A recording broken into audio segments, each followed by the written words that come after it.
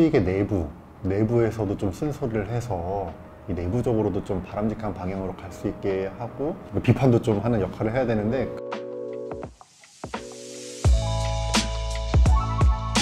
저는 서울대 수의대를 졸업한 수의사고요. 2013년에 수의학 전문신문 데일리벳을 직접 창간해서 횟수로 12년째 운영하고 있는 이학범이라고 합니다.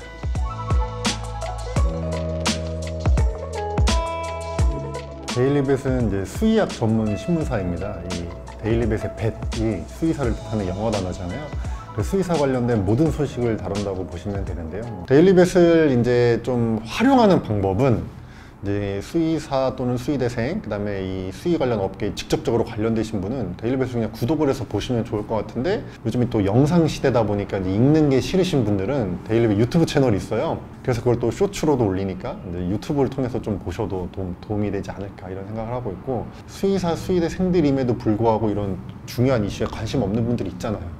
야, 그러면 제발 데일리벳 카카오톡 채널 구독만 눌러놓으면 일주일에 2번씩 뉴스 이렇게 스크랩해서 링크를 보내주니까 제목만 한번 읽어봐라, 이렇게까지 얘기하고 있거든요.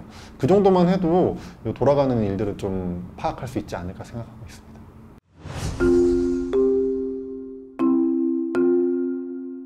학교 다닐 때부터 임상수의사만 생각을 해서 동물병원 실습도 많이 나가고 임상 동아리 회장도 하고 그렇게 했었는데요. 수의사 군 대체복무 제도가 있어요. 공중방역 수의사라고. 이때 이제 3년 동안 시간이 좀 아까워서 병원 준비를 좀 해야겠다. 근데 병원 경영 공부를 좀 해야겠다라고 해서 파트타임으로 의료경영대학원을 다녔습니다. 군 복무하면서. 이제 동기분들이 의사분들이 많잖아요. 그분들이 이제 수업 쉬는 시간에 의학 전문 신문을 보는 걸 보고, 야, 저런 신문이 있네. 수의사는 저런 신문이 없어서 서로 소식도 모르고 살고 누가 대변해 주지도 않는데, 이런 고민을 하다가 신문사를 차려야지 라고 생각해서 준비를 했고요. 의료경영대학원이 2년 과정인데 1년차 때 이런 아이디어를 얻어서 2년차 때는 이제 벤처 창업론 이런 과목을 골라 들은 거죠. 그리고 당시에 이제 가르치셨던 경영학과 교수님들 찾아가서 사업계획서도 검토도 받고 뭐 의견도 묻고 이렇게 준비를 했습니다.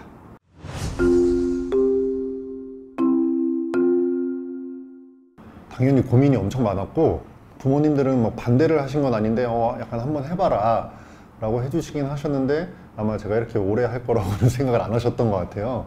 주변 친구들도 동물병원 하지 왜 그런 거 해라고 했는데, 저도 이제 젊으니까 한번 해보자 이런 것도 있었고, 또 한 가지는 처음에는 좀 가볍게 이거 한 몇 달 정도 해서 자리 잡아 놓으면은 동물병원이랑 같이 할 수 있겠지 이렇게 생각했던 부분도 있고, 가장 결정적으로 해야겠다라는 계기는 제가 의료경영대학원 다닐 때 교수님 중에 한 분이 좀 유명하신 분인데, 그분이 제가 이제 고민 상담을 하고 나서 교수님 방을 딱 떠나는데 제 뒤에다가 대고 젊은데 한번 해봐, 뭐 어때? 라고 하셨거든요. 그게 탁 와닿아가지고 해봐야겠다 이렇게 하게 됐습니다.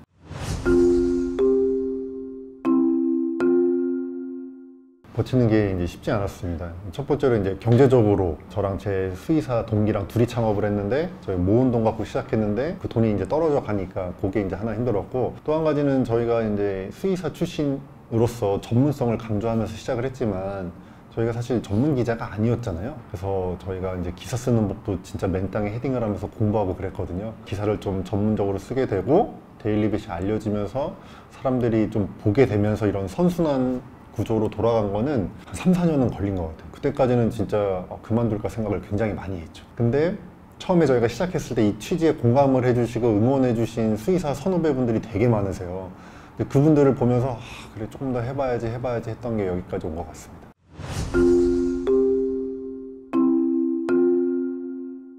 시작했을 때 세웠던 목표가 3가지가 있는데, 그 3가지 중에 2가지는 조금 이뤄가고 있는 것 같아요. 수의사들의 소통을 증진한다, 소식을 전하면서 소통을 좀 증진시킨 것 같고, 좀 수익의 현안에 대해서 좀 바람직한 여론을 형성한다, 이것도 좀 기능을 하고 있는 것 같은데, 3번째 저희가 세웠던 목표가 수익의 내부에서도 좀 쓴소리를 해서 이 내부적으로도 좀 바람직한 방향으로 갈 수 있게 하고 비판도 좀 하는 역할을 해야 되는데, 그 부분은 조금 부족한 것 같아요. 아무래도 수의사 출신이다 보니까 수의사 편에 서서 얘기하는 경우가 많다 보니까 그 3가지 목표 중에 이제 그 수익의 내부에 대한 쓴소리를 하는 역할을 좀 더 해야 될 것 같습니다.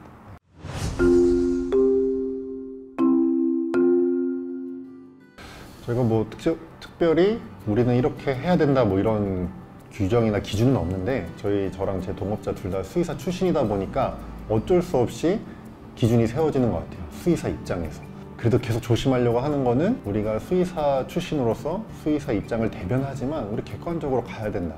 이게 남들이 봤을 때, 밖에서 봤을 때 아유 수의사 출신이니까 저렇게 얘기하지라는 소리를 들어서는 안 된다라고는 계속 얘기를 하고 있어요. 그렇게 노력함에도 불구하고 그렇게 보는 시선은 당연히 있고요. 그런 건 저희가 또 감안하고 인정해야 될 부분이라고 생각합니다. 떠오르는 예를 들어보자면은 저희가 이제 동물보호단체 분들의 입장을 반영해서 기사를 쓰는 경우도 있고 동물보호단체랑 좋은 관계를 유지하기도 하지만 예전에 조류인플루엔자가 발생했을 때 동물복지 인증을 받은 농장에서 예방적 살처분을 거부한 적이 있거든요. 그래서 동물보호단체랑 같이 해서 이제 행정소송도 하고 했던 적이 있는데 저희는 수의사 입장에서 또 방역을 공부한 입장에서 그럼에도 불구하고 아무리 동물복지 농장이어도 법은 지켜야 되고 예방적 살처분에 따라야 된다 이런 논조를 취한 적이 있거든요. 그런 데서는 또 이제 이쪽이랑 같은 입장을 했다가도 또 반대 입장을 했다가도 해야 되는 거죠.